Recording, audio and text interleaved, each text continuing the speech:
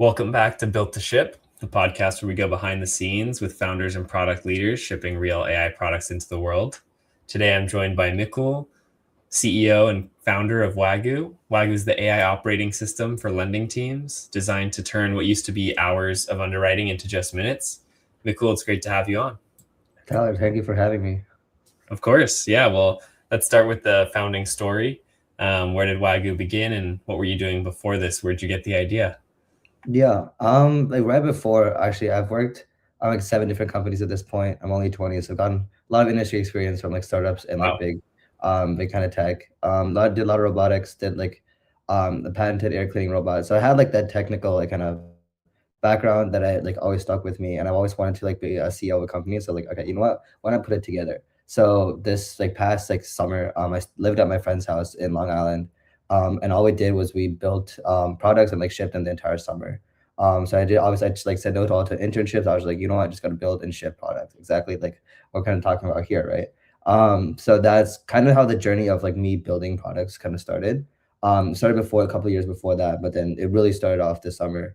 And then along with one of my co-founders, Semi, and also my younger brother, also co-founder Vinny, we are building this product called Wagoo together. It started off with a desktop assistant, then a voice assistant, trying to solve our own problems. Then we kind of came across lending, which is like kind of pretty random, right, for like a 20-year-old to come across. But my brother and I have some like private equity experience. I was sort of interested in the finance space. Try to like talk to over 100 different financial professionals, and somehow ended up in lending. Found out the problem that you mentioned was like there's hours and hours of manual work that could be automated with AI. And that's kind of how the product started. It was like a lot of just experimentation. It took us like months and months to kind of get where we are. Building the product is not the hard part. It's coming out with the idea and then making sure that the product actually works with the customer. So that's kind of like the journey that we took to get to this point now. Amazing. I love it. It sounds like you kind of built your own hacker house there that you spent the summer Pretty building much, and shipping yeah. ideas. It's great to have an environment where you have other people who are also building around you. And it sounds like you kind of came to the idea of Wagyu not because, I mean, maybe at first it was a personal problem, but focusing on lending, it sounds like you were just talking to users and customers. What are the kinds of businesses that have this problem or that you're focusing on today? Yeah, so this problem is actually like pretty widespread, I would say. So it's not just limited to what we're currently targeting, which is like non-bank, like mid-market lenders for that do commercial lending. Obviously, the goal is to target all lenders, so including banks later on. But people in insurance have a lot of underwriting to do. People in private equity, where we came from, there's a lot of like analyst work that they have to do. Even like legal and stuff. There's a lot of like things that could be automated that have like a lot of documents, a lot of important information that needs to be parsed down and analyzed to come to like a smaller conclusion is basically what we're trying to do, and then underwrite, figure out the risks involved. So that process exists. Like it's a huge industry, and we're just only starting with like basically non-bank lenders, which is like a small portion of it. So it's like pretty big problem, I would say. Awesome. And who are the people within these businesses that you're finding have the pain the strongest? Who are the first adopters? And do you find any friction from any folks in the business who are maybe like doing this task, even though it's manual and boring? Do you have any resistance that you have to push back on? Yeah, I would say the biggest resistance across almost anything financial, and then from what we've talked to, is basically like like security and compliance. They have a lot of security and compliance things they have to deal with. Already, like obviously they use cloud products, but then to AI to them is like obviously technically they can use their data to train, right? Like if you use like ChatGPT personal, there's a chance your data is like used to train unless you specifically say no. Obviously, enterprise is different; they're very careful about that. But like building that trust is the biggest like pain point in terms of building, like letting them like use your AI, and then also like, is it accurate? Before, I would like maybe I would say like 6 months ago, a year ago, you're like, oh, it may not be accurate, but now AI has gotten so good that it's probably better than a human at this point.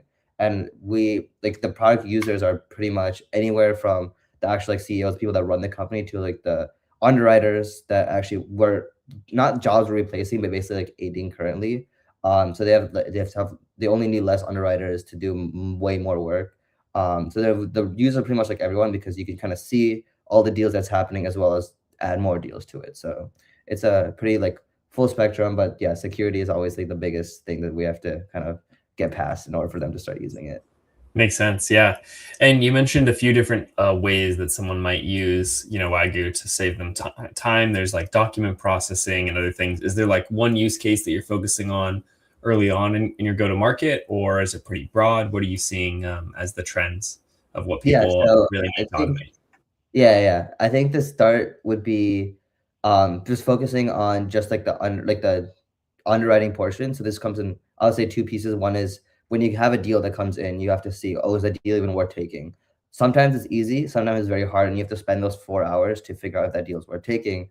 But then it'll become later on, then sometimes you might throw away that deal after because now you analyze it and you're like, oh, it's not worth it. So you lose a lot of time there and you inevitably lose money because sometimes you don't have time to look at every single deal that comes in.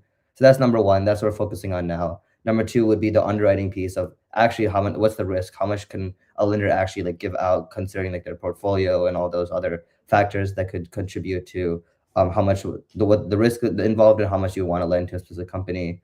And later on, we also want to automate like back office where with but like they have like 500 emails a day. They want to use voice to get through their emails and other things. That's later on, but yeah, these like what pieces number one and two that we're starting with now. Very fascinating. Well, let's get into a bit of the technical components of how you're building the AI features in your product. Do you guys use a framework like LangChain or something like that? Do you have specific models you use? Do you have an army of agents, or do you find that like one agent does a task well? You just need to give it a lot of tools. Give us a sense of like the landscape or the high level architecture of the AI systems. Yeah, this is like the fun part as like a technical background. But yeah, on a high level, we do use LangChain. We also have Vercel's like AI SDK to help manage the models. And before we get into the specifics, we've tried a lot of them. Currently we're using, I forget exactly, my CTO is the one that kind of chooses the models now, but it's basically using Cerebras and one of the really quick fast models. Reason for this is not for the accuracy, but because internally we want to test really fast. It takes just a noticeable time difference when you have something that's on high inference that's running on Cerebras versus like a Claude model, let's say like Opus or Sonnet. So we're using that right now, even in production, mainly just for speed and trying to iterate as much as possible on like the AI system itself. But the goal is end up switching it to like a Claude, probably a Sonnet model, to keep the higher context windows. And yeah, we're using LangChain, and it's just a sequence. It's just like a set of agents. I like to think of agents as like things like Claude and Cursor that are very like non-deterministic, as they can take a bunch of actions to get through different outputs.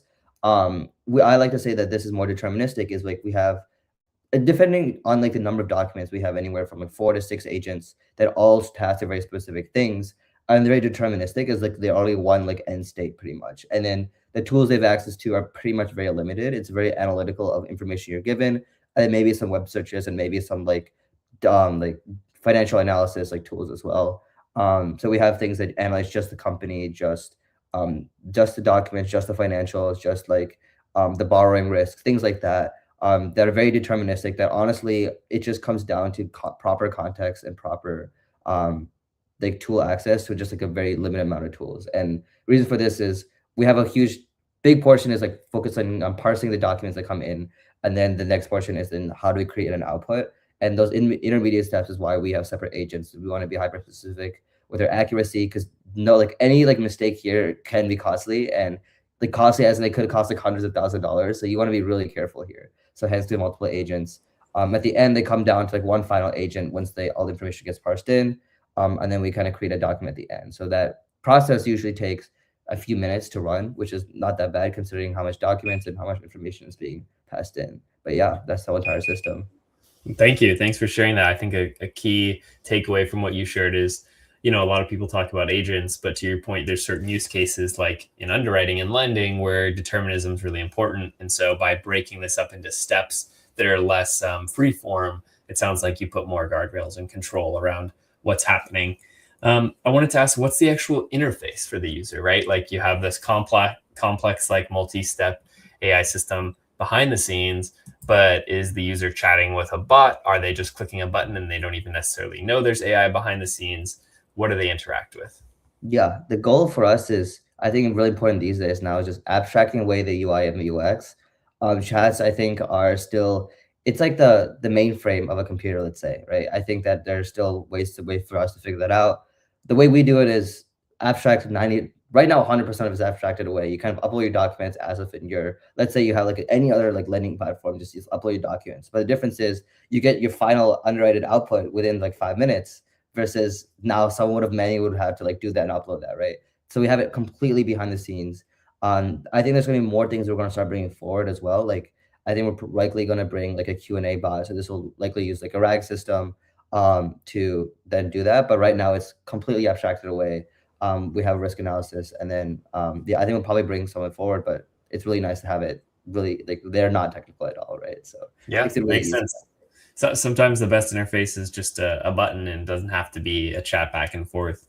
On Exactly. the note of that Q&A bot, I'm curious, how do you think about build versus buy? There's tons of solutions out there that you could just plug in, like, you know, connect it to your own data. They probably let you upload information to a Q&A bot. Do you think you'll, I know it's probably early, but do you think you'll roll your own, or do you think you'll buy something off the shelf? How do you think about that when it comes to building a company?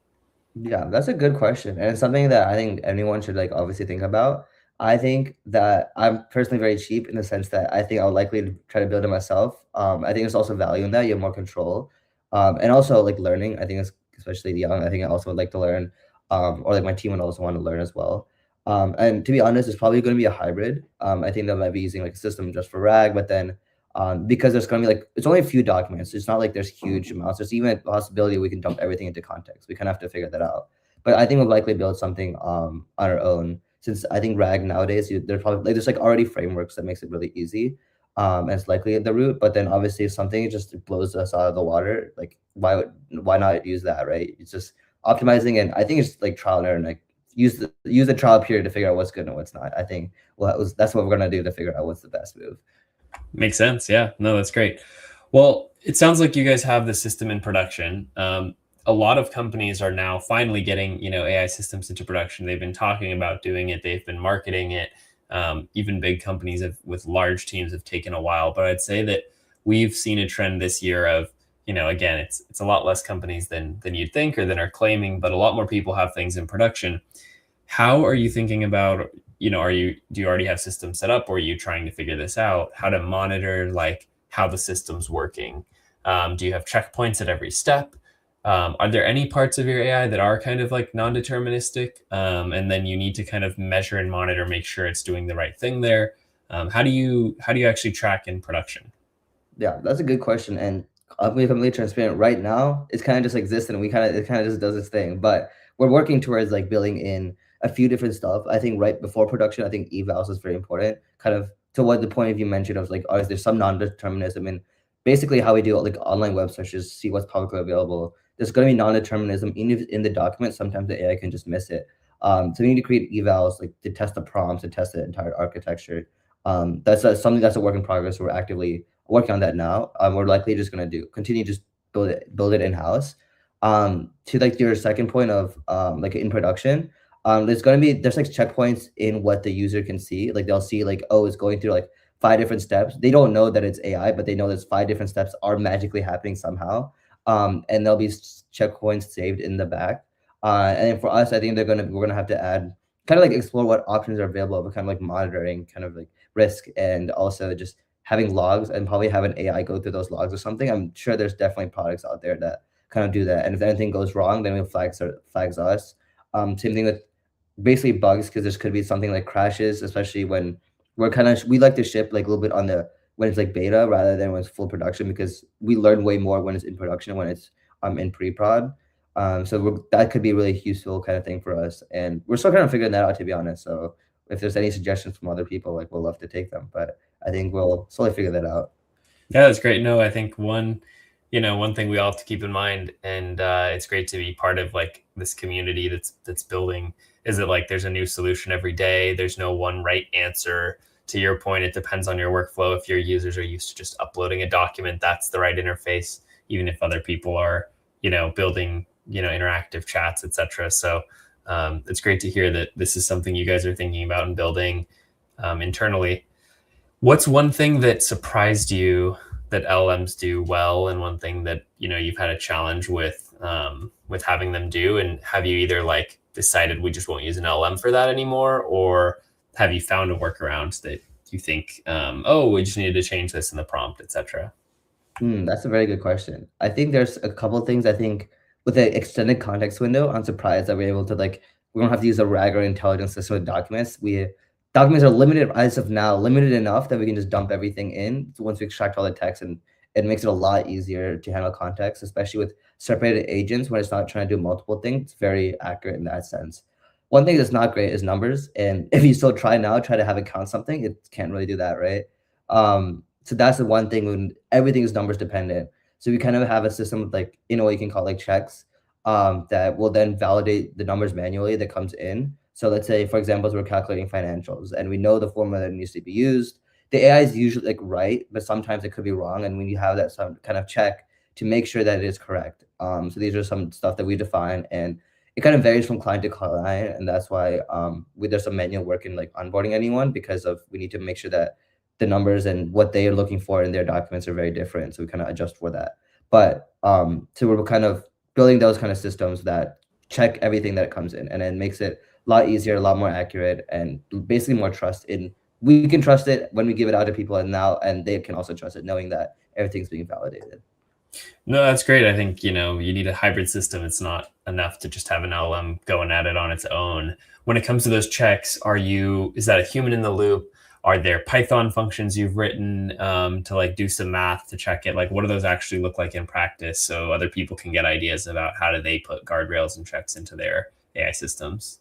Yeah, it's a good question. I think it's definitely it's all in Python. Right now, we were thinking of having like an automate, like a human in a loop kind of system that validates on the steps, kind of like more like an early beta. I think that's something that we are still considering. We're leaning towards not, because I think we want to reduce their like a user's like time, and we especially early on kind of get them hooked on. So we're leaning against it, but that's something that we're considering.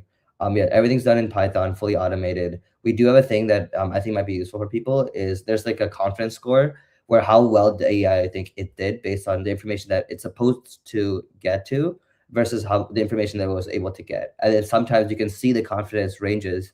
And we noticed that sometimes that when we have less documents and it needs to fill out, let's say 10 fields, and 8 of those fields information is just missing, the confidence goes way lower. So that's another way for a human to kind of see, oh, the AI wasn't that confident in what the information that it gave was.